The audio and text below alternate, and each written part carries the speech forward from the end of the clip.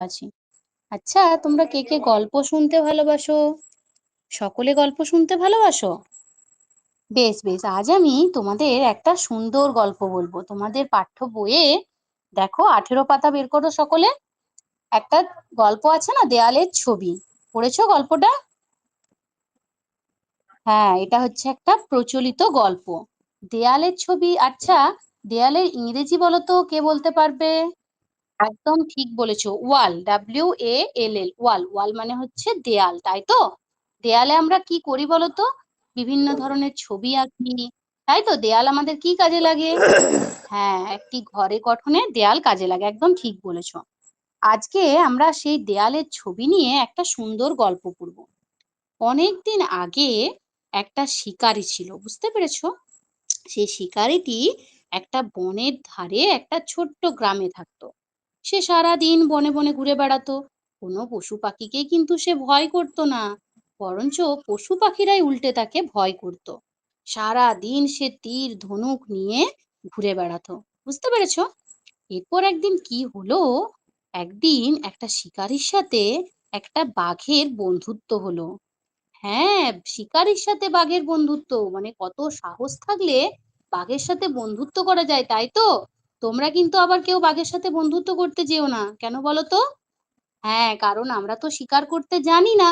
বাঘকে যদি বন্ধুত্ব করতে যাই, বাঘ আমাদেরকে আক্রমণ করে ফেলবে। বুঝতে পেরেছো?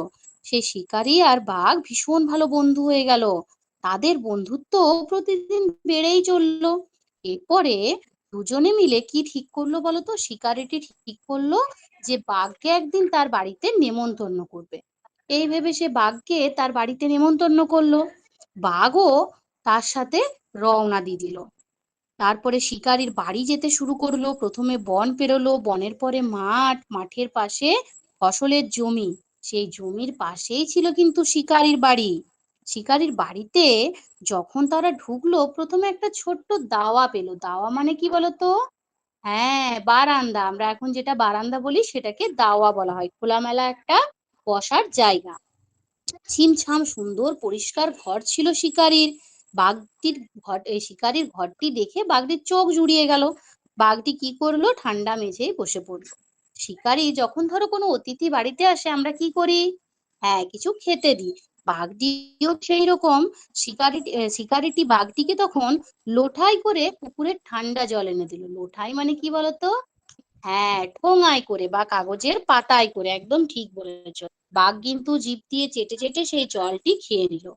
বাঘটা যখন জল খাচ্ছে, তখন তার বড় বড় চোখ দিয়ে সে দেয়ালে একটা ছবি দেখতে পেল। কি ছবি দেখতে পেল বলতো? হ্যাঁ, সে একটা মানুষ শিকারীর ছবি দেখতে পেল, যার পায়ের নিচে একটি বাঘ রয়েছে, আর মানুষ শিকারীটি তীর ধনুক হাতে নিয়ে হ্যাঁ দাঁড়িয়ে রয়েছে, একদম ঠিক বলেছো। এই তো, তোমরা গল্পটা পড়েছো তো? এরপরে শিকারী ঘুমটা পেয়েছে বাঘটিকে। সে ভীষণ গর্বের সাথে বলল, আমার ঠাকুরদা, ঠাকুরদা মানে কি? হ্যাঁ, দাদু, আমার দাদু মস্ত শিকারী ছিলেন। তিনি এত সাহসী ছিলেন যে মেরে তিনি বাঘকে পায়ের তলায় রেখে দিতেন। বাঘটি কি করলো? বাঘটি তখন হাই তুলে বলল, ছবিটা কে এঁকেছে? শিকারীটি বললেন, ছবিটা আমার বাবা এঁকেছে। মানে শিকারীর বাবা এঁকেছে, তাই তো? এরপরে বাঘ তখন গোফের ফাঁকে মুচকি হেসে বলল, যদি এই ছবিটি কোনো বাঘ আঁকতো তাহলে কি হতো তোমরা একবার বলো তো? একজন শিকারী মানুষ এই ছবিটি এঁকেছেন। তিনি কি করেছেন? কোনো একটা শিকারী অর্থাৎ তার বাবার ছবি, তার নিচে একটা বাঘ শুয়ে আছে। কিন্তু বাঘটি বলছে ওই শিকারীটিকে যে তুমি একবার ভেবে দেখো তো, যদি কোনো বাঘ ছবিটি আঁকতো কি হতো? হ্যাঁ, একদম ঠিক বলেছে রোহন। বাঘটির নিচে শিকারীটি পড়ে থাকতো, একদম ঠিক বলেছো। তাহলে গল্পটা কেমন লাগলো তোমাদের? খুব ভালো লেগেছে? বাহ! আমরা কিন্তু একদিন ছাড়া ছাড়া এরকম মজার মজার একটা করে গল্প পড়বো, বুঝতে পেরেছো? বাহ! হ্যাঁ স্যার, হয়ে গেছে। আচ্ছা, ঠিক